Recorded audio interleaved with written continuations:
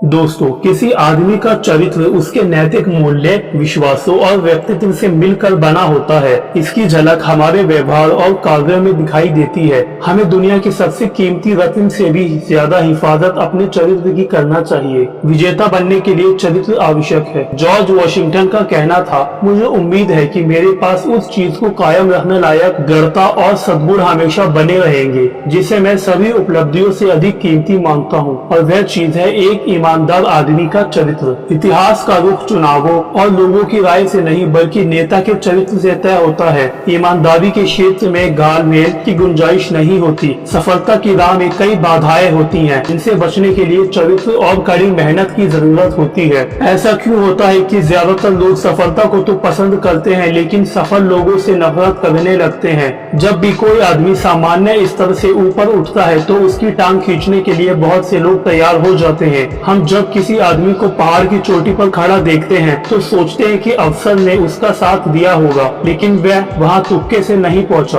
उसे वहां तक पहुंचने के लिए कड़ी मशक्कत का सामना करना पड़ा। हमारी जिंदगी भी इससे अलग नहीं है। किसी भी पेशे में नाकामयाब लोग कामयाब इंसान से जलते हैं। आपको हाशिए पर बैठे आलोचक हर जगह मिलेंगे। ये लोग जिंदगी में खुद तो ज्यादा आगे नहीं बढ़ पाए, लेकिन काम करने वालों को चीख चीख कर नसीहत देते रहते हैं उन्हें वे काम कैसे करना चाहिए। पर याद रखिए कि ये लोग ना तो नेता हैं और ना ही कर्ता। इन आलोचकों की वजह से अपने लक्ष्य से मत भटकिए। आम लोग आलोचना से बचने के लिए सुरक्षित रास्ता अपनाते हैं। वे निंदा से बचने के लिए ना तो कुछ कहते हैं, ना करते हैं, ना ही कुछ बनते हैं। इस तरह वे आलोचना से तो बच जाते हैं लेकिन हमेशा सामान्य ही बने रह जाते हैं। हम जैसे जैसे उपलब्धियां हासिल करेंगे हमारी आलोचना भी बढ़ती जाएंगी। आलोचक वह होता है जो दाम तो हर चीज का जानता है लेकिन उन चीजों को महत्व नहीं देता। अपनी आलोचना कोई पसंद नहीं करता, लेकिन ईमानदारी से की गई आलोचना को अपनाने में हमें सीख मिलती है और हमारा विकास होता है। जिस तरह आलोचकों की वजह से मायूस न होने के लिए चरित्र की जरूरत होती है, उसी तरह आलोचकों की बात को गौर से सुनने के लिए भी चरित्र की जरूरत होती है। जलन की वजह से की गई आलोचना और ईमानदार आलोचना में फर्क करना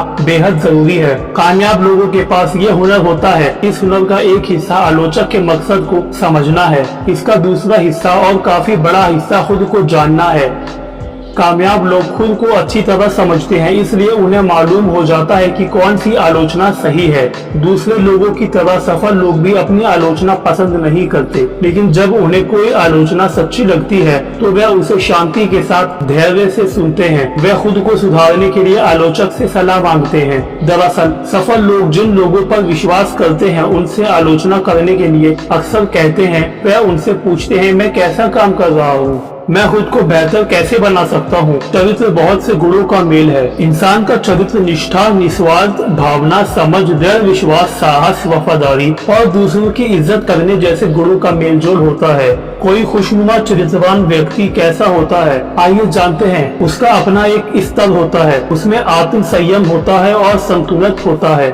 उसमें अहंकारित दृढ़ता और आत्मविश्वास भरा होता है। वह दूसरों का ध्यान रखता है, वह बहाने भी नहीं बनाता। वह जानता है कि शिष्टाचार और सलीके से पेश आने के लिए छोटी छोटी कुर्बानियां देनी पड़ती हैं। इसके अलावा वह अपनी पिछली गलतियों से सीखता है। वह पैसे या ऊंचे खानदान की देन नहीं होता। वह अपने फायदे के लिए दूसरों को तबाह नहीं करता। उसमें दिखावा नहीं बल्कि असलियत होती है। उसमें ऊंचे लोगों की सोहबत में रहने की काबिलियत तो होती है, साथ ही आम आदमी वाला अंदाज भी होता है।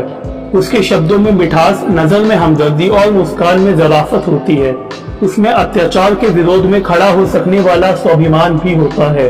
वह अपने साथ और दूसरों के साथ सहज रहता है। उसमें एक खास बात होती है जो उसे जीतने वाली बढ़त दिलाती है। वह चमत्कार करता है, वह अद्भुत उपलब्धियां हासिल भी करता है।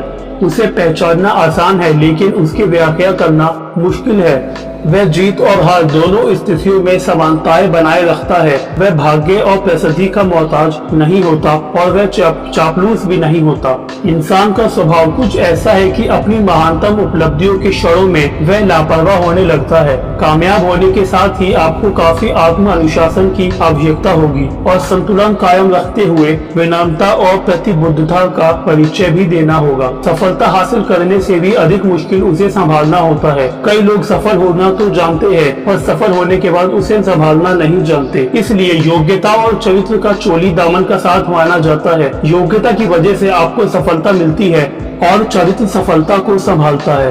आप अपनी खोज खुद नहीं करते बल्कि खुद का निर्माण वैसा करते हैं जैसा हम बनना चाहते हैं। चरित्र निर्माण का सिलसिला हमारे बचपन से शुरू होता है और मृत्यु तक चलता रहता है। चरित्र सफलता का मोहताज नहीं होता। जिस तरह बगीचे को नष्ट करने से बचाने के लिए बागवान को लगातार जंगली घासों की निराई करनी पड़ती है, वैसे ही हमें भी अपनी कमियों को दूर करते हुए अपने चरित्र का निर्माण और विकास लगातार करना पड़ता है।